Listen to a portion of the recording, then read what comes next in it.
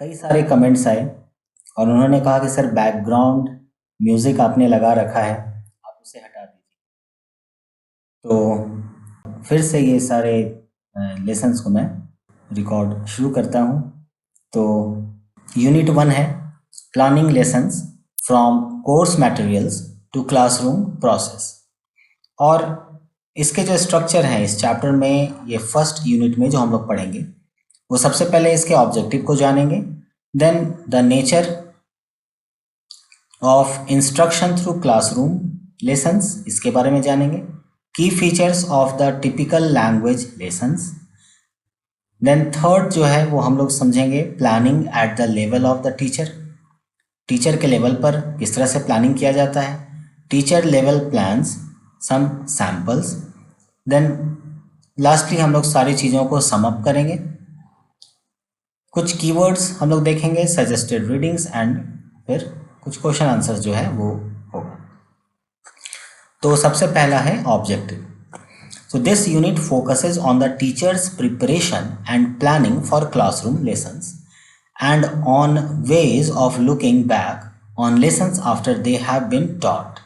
After going through it, you should have gained an awareness and appreciation of number 1, the nature of learning experiences that can be generated during a classroom lesson, the difference between teaching a body of content and facilitating skill development in the context of language learning, the range of factors affecting the nature and quality of classroom activities, the ways of recording weekly and daily plans in the teacher's diary and of preparing detailed lesson notes, the value of making post lesson entries in the diary.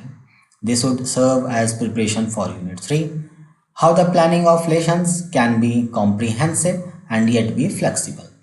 The need for the effective management of classroom activities. This would serve as preparation for Unit 2. तो जो सबसे पहला चीज़ है वो है the nature of instruction through classroom lesson. The individual teacher dealing with her particular class of pupils is, as we have seen, working within an already prepared framework. This framework, represented by the syllabus and materials, is general and common to all classes of a given level. It is easy to see that designers and producers of the common curriculum, especially the course book, do not have access to all this detailed information about every class is every school, and even if they did, they would not be able to include it in a common curriculum in any meaningful way. Thus, the prescribed scheme found in the syllabus and materials amount only to a loose and incomplete framework. The teacher has to fill in the spaces and fulfill the intentions of the curriculum planners. She has to develop this scheme, words on paper, into teaching learning activities that call for attention and effort, cognitive operation on the part of real learners. These activities that make up lessons provide learning experiences. These lessons spread over a term of year constitute the major part of the actual instruction in given subjects that pupil receive in school. They are the building blocks of school-based instruction. The simplest way of describing the school teacher's job or profession is to refer to the teaching of lesson in the classroom. Of course, the teacher does other things, and many things that happen outside the classroom are also the concern of the teacher. Homework is the best example, but nearly all these outside class activities are linked to some specific aspect of lesson in class. The pre-designed syllabus material framework, as we have seen, is general. Lessons occur in particular classroom and so have to be specific. This means making what happens during the lesson appropriate for the particular group of pupils involved. A teacher giving private or individual tuition to a pupil tries to match her tutoring to the needs of this learner. She does this partly by adjusting the complexity of presentation, the nature of explanations and illustrations, the speed or pace of the discussion, the extent of repetitions and review. The classroom teacher faces a similar challenge but in relation to say 40 pupils. While paying individual and personalized attention to each one of them is clearly impossible. The teacher has to try and reach as many different types of learners as possible. The eager and the seemingly disinterested, the capable and the weak, those who try hard, even struggle, and those who give up easily, those who cooperate and those who disrupt, and so on. Handling such diversity with sensitivity and imagination is the central challenge facing the teacher. We shall see later in this unit how planning helps in this context. The size and diversity of a typical class has another important implication. This is that lessons that take place in a social context. A class is not made up of 40 isolated individuals sitting at their desks and dealing only with the teacher. The pupils form a social group. Interaction among them is inevitable as they are together for many hours a day. We could treat this as a nuisance. Alternatively, we could treat it as a valuable resource that can be built upon. We would then see lessons as something learners and teachers work together to create and not essentially something that pupils sit back and receive like the strangers who happen to go into the same public lecture hall or theater at the same time. Interaction between members of this learning group is inevitable. We could view this as something undesirable that happens when the teacher's back is turned. Alternatively, we could treat this as a resource and make the participation and interaction among pupils as a valuable resource that can be made a part of lessons. What this means essentially is that different pupils could be doing somewhat different things, and some part, at least, of what they say and do contributes to the public lessons and does not remain only a personal learning experience. When individuals interact and collaborate, they have different roles and so have to use language for different purposes. This means producing a wide range of text, as we have seen in course 2. The language available during a lesson thus does not have to be restricted to what is in the book or what the teacher says. When we discuss language lessons in the next section, we will see that these inputs or potential from learners themselves can be of great value for language learning. Now the next is 1.2 Key features of the typical language lesson. We have seen how the teacher needs to develop the base material in the syllabus and course book into the process of lesson. To some extent, the nature of the subject matter influences the structure of suitable classroom lesson. Here, we find that language has certain special qualities. यहाँ पर हम लोग क्या जानते हैं कि जो language है उसका अपना एक स्पेशल क्वालिटी होता है. ठीक है.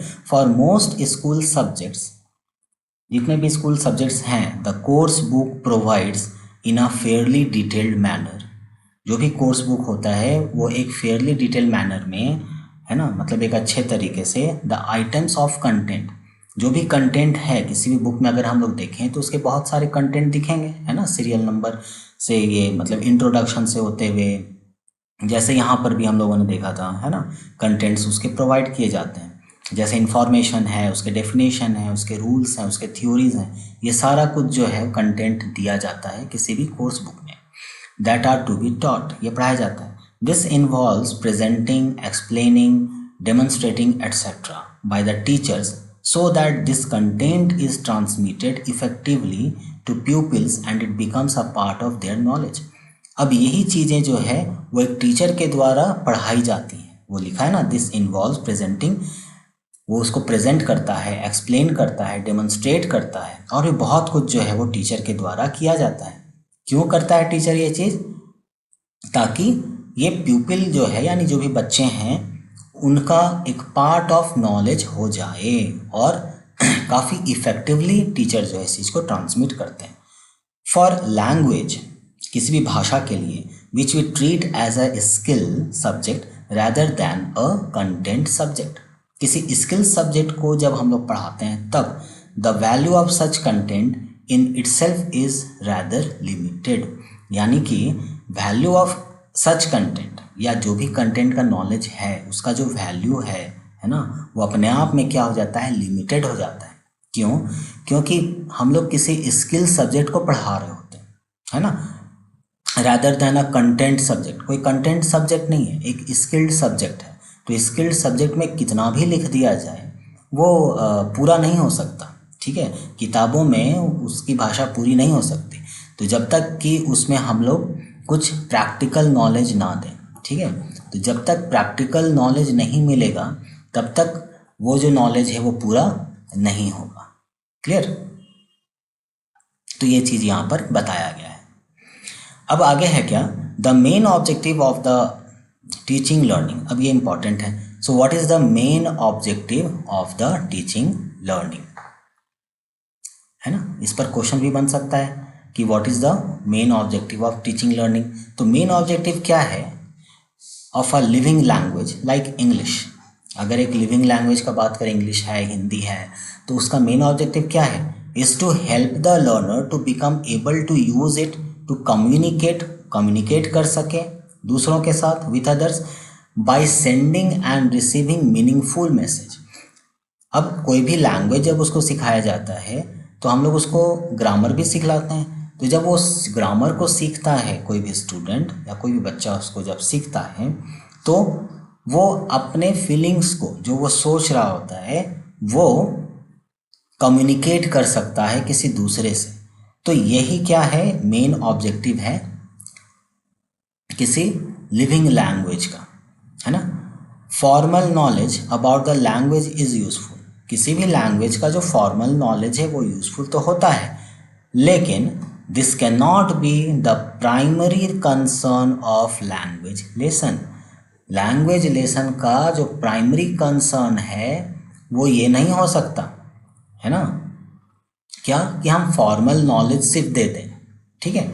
जैसे हम लोग अगर सिर्फ ये बता दें कि हम लोग अगर इंग्लिश का बात कर रहे हैं तो इंग्लिश में वॉवेल है, अल्फ़ाबेट है ना, noun, pronoun, adjective, verb, adverb, preposition, interjection, सिर्फ इतने चीज़ों को अगर हम लोग बता दें और कह दें कि हमारा इंग्लिश कंप्लीट हो जाता है, तो ये सही नहीं होगा, है ना, इससे काम नहीं चलेगा। तो फॉर्मल नॉलेज हमारा प्राइमरी कंसर्न नहीं है। In course 2 we have studied the structure of English as linguists have described it. This is important for teachers of English, but surely the pupil in standard 8 or 9 does not need to know all this technical information. भाई class 8 या 9 के जो students हैं, जो बच्चे हैं, उनको बहुत सारे टेक्निकल इन्फॉर्मेशन की आवश्यकता नहीं है। Similarly gaining knowledge and understanding of the ideas found in passages, है ना, stories, poems that the course book contains is not a major aim in itself.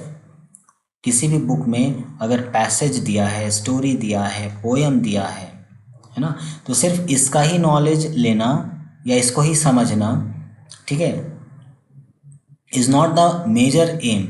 वो उस कोर्स बुक का मेजर एम नहीं है। जैसे मान लेते हैं कि कोई कोर्स बुक में एक पर्टिकुलर स्टोरी दिया हुआ है, ठीक है, तो वो कोर्स बुक उस स्टोरी को पढ़ाना ही सिर्फ नहीं चाहता है, ये इसका मेन एम नहीं है कि हमने उसे ये स्टोरी पढ़ा दिया, बल्कि इस स्टोरी के पीछे जो छुपा हुआ एक्चुअल नॉलेज है ना, जो एक्चुअल नॉलेज है वो नॉलेज उस स्टोरी के माध्यम से वो पढ़ाया जा रहा है। तो स्टोरी पढ़ा देना अपने आप में काफ़ी नहीं है, लेकिन उसके पीछे का जो नॉलेज है ना, वो देना जो है वो मेन एम या मेन मोटो होता है। ठीक है। Learning this content is primarily a means to the larger goal of becoming skilled in the use of English. This point is one of the major themes covered in the discussion about the learning of language in the various unit of course 1. When we come to the discussion of material in block 4 of this course, we shall take up this point again.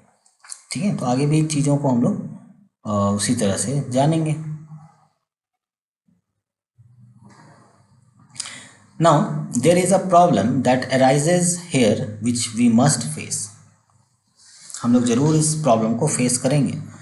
We have seen that neither information about the English language as a system nor the ideas in passages, poems, etc. form the central core or backbone of the language curriculum. What does it consist of then? This is where we have to restate, indeed reaffirm one general principle emerging from our discussion in course 1, namely that language is learned most successfully by experiencing its use. This does not mean that pupils have to talk and write, that is produce complex text most of the time. What it means is that during lessons they should get a fair measure of exposure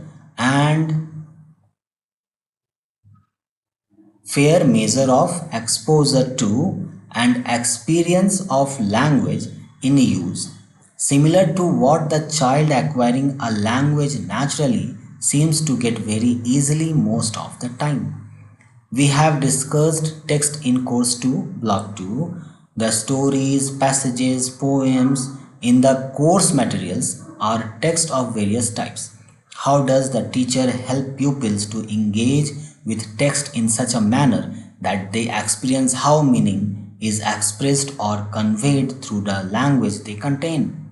The samples of language available even in a standard 7 or 8 level course books will include a wide range of selections.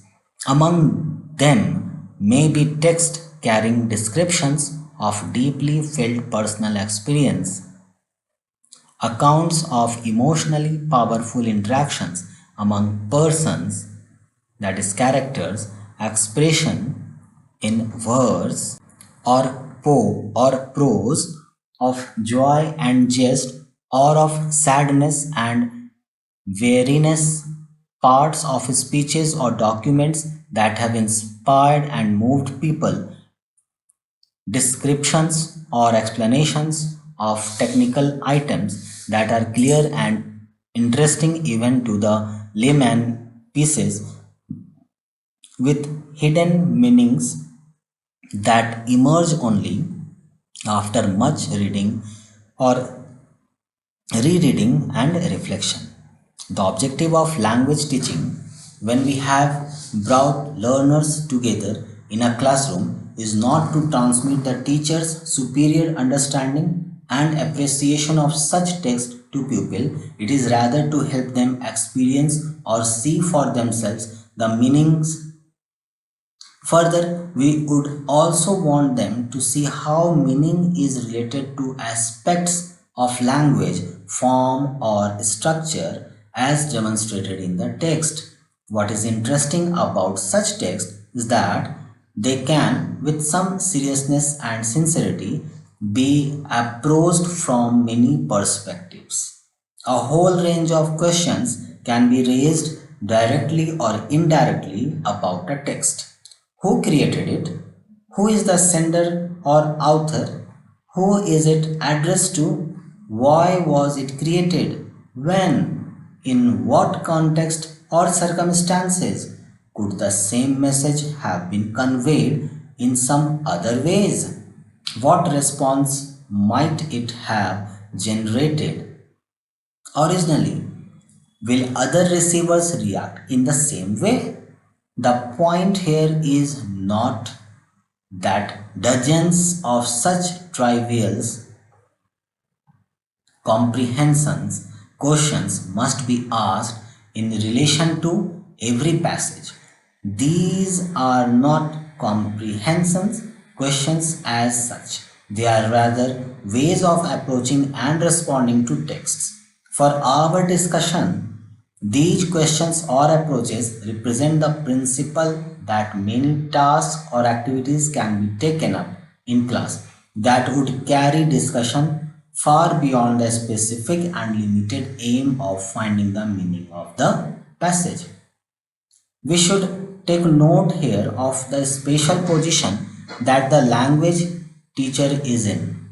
The teacher of the teacher of a content subject who has to deal with a chapter with some such matter cannot afford to go into the open-ended questions suggested above, even if pupils are willing. This is because the objective of instruction there is for pupil to get or learn the ideas in the passages. Similarly, in a linguistic class, such selected text serve as data for studying the rules of the language. However, and here is the important principle, in a language lesson such activities that take off from a given text, rereading and reflection, dramatization or role play, rendering as picture or cartoon, composing continuations, that is story completion, is one example. Imaging different ending or continuations, etc., can be of value. They can provide many, perhaps not all, pupils with opportunities to engage and interact with text, following their own interest, attitudes, and styles. There are no single right answers to be produced or arrived at by all. Through such explorations, pupils might get a feel for how language works to express meaning in a variety of settings. The discussion and collaboration involved in such activities will also provide pupils with opportunities to use language purposefully to negotiate meaning.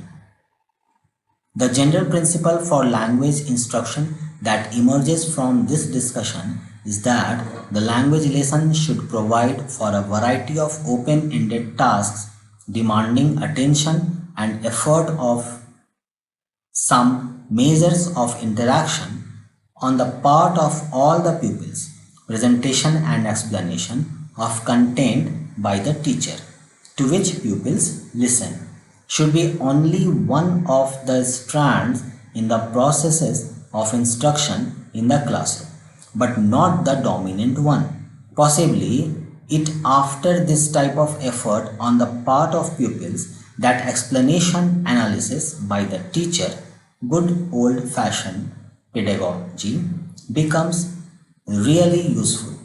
Language lessons as we think of them now have learner activity as a major and significant feature and not merely something to be taken up, that is time permitting, after the usual presenting explaining by the teacher has been done.